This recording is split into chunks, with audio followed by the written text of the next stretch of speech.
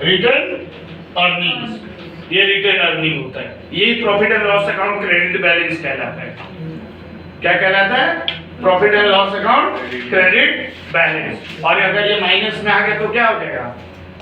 ये retain earning negative हो जाएगा, फिर फिक्स्ड एसेट्स बन जाएगा profit and loss account debit balance. अब देखो ध्यान से, ये तो इसका तो एक्सप्लेनेशन मुझे नहीं लगता है कि तुम्हें चाहिए।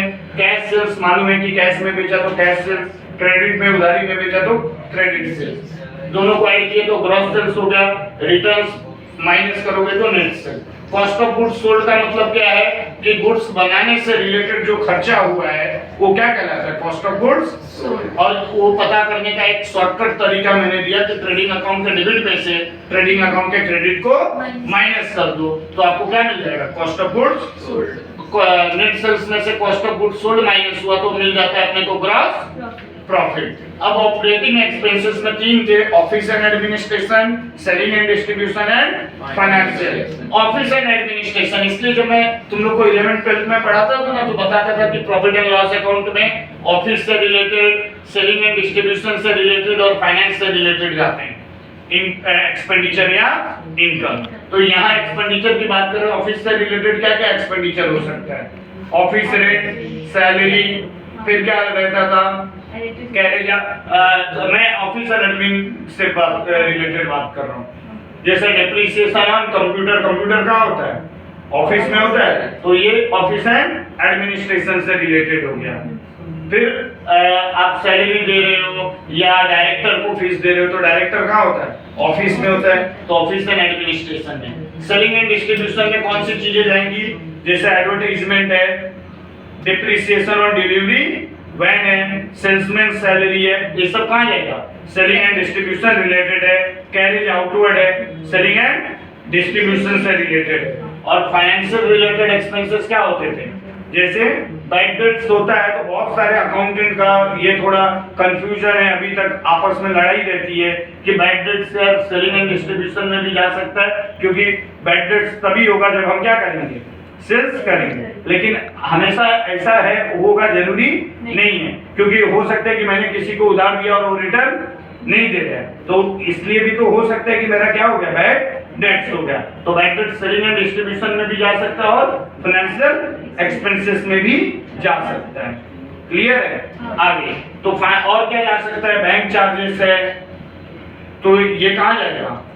बैंक जो डिमांड ड्राफ्ट बनाते हो उस टाइप पे बैंक चार्जेस लेता है, तो ये बैंक चार्जेस वगैरह जो है डेबिट कार्ड क्रेडिट कार्ड के चार्जेस लेते हैं और फाइनेंशियल एक्सपेंसेस है। तो टोटल ऑपरेटिंग तीनों को ऐड करने पे मिलता है ये इंटरेस्ट। आपको मालूम है कि इंटरेस्ट अगर हमने पेड किया है तो हमारे लिए एक्सपेंडिचर है। ये ऑपरेटिंग प्रॉफिट बिफोर इंटरेस्ट था, आफ्टर इंटरेस्ट के लिए हमें इंटरेस्ट पेड को माइनस करना पड़ेगा। और ये नहीं लिखोगे पेड तो भी चलेगा आपको।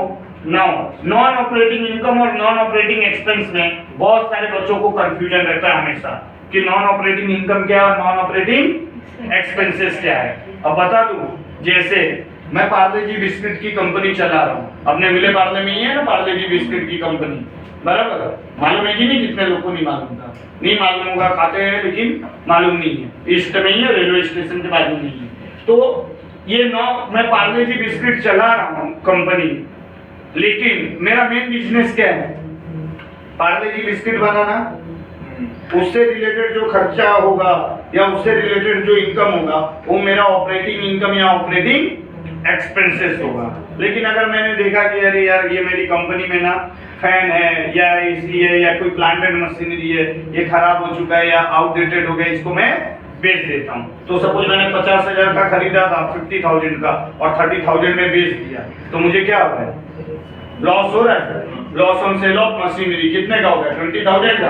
तो ये मेरा क्या कहलाएगा? Non operating expenses. ये मेरा ऑपरेशन से रिलेटेड इनकम या एक्सपेंडिचर नहीं है। लेकिन वही 50,000 का मैंने खरीदा था कोई फर्नीचर और मैंने 80,000 में बेच दिया, तो मेरा रेगुलर बिजनेस हुआ है क्या? खरीदना बेचना।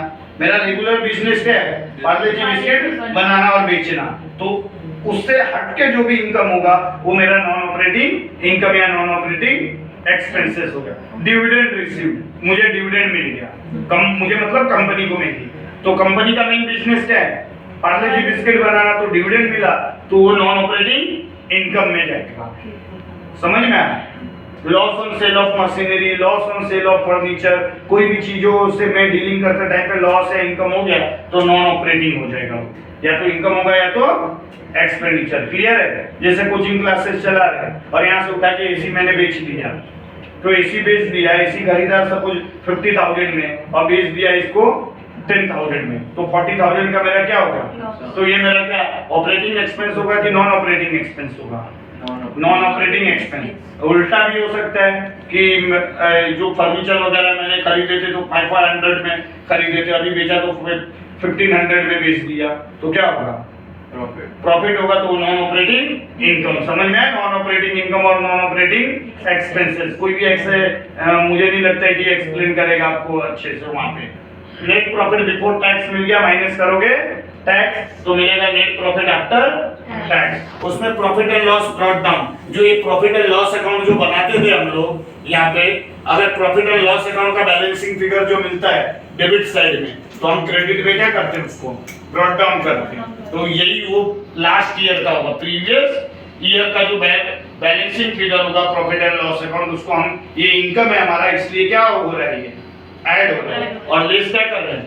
Appropriation account. ये एप्रोप्रिएशन अकाउंट क्या होता है?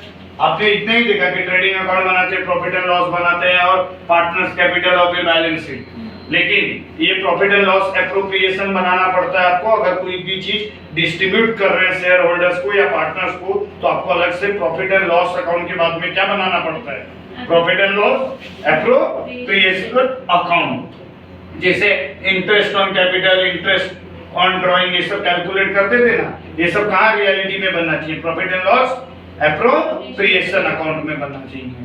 तो ये डिविडेंड डिस्ट्रीब्यूट कर रहे हैं, कहाँ जाएगा? Profit and loss appropriation account में। और फाइनली जो मिलता है रिटर्न अर्निंग, जो कंपनी का रिजर्व एंड सरप्लस होता है, और यही जाके कंपनी के बैलेंस शीट में रिजर्व एंड सरप्लस में जाके रिटर्न अर्निंग लिखते हैं। समझ में आया क्या है फॉर्मेट? आप कंपेयर करो कि जो आप 11, 12, 13 में किए थे उसमें और इसमें क्या फर्क है। अभी तो आपने खाली एक फॉर्मेट देखा है, जब इसको सॉल्व करोगे तो एटलीस्ट 2.5 पेजेस ले लेगा एक सम।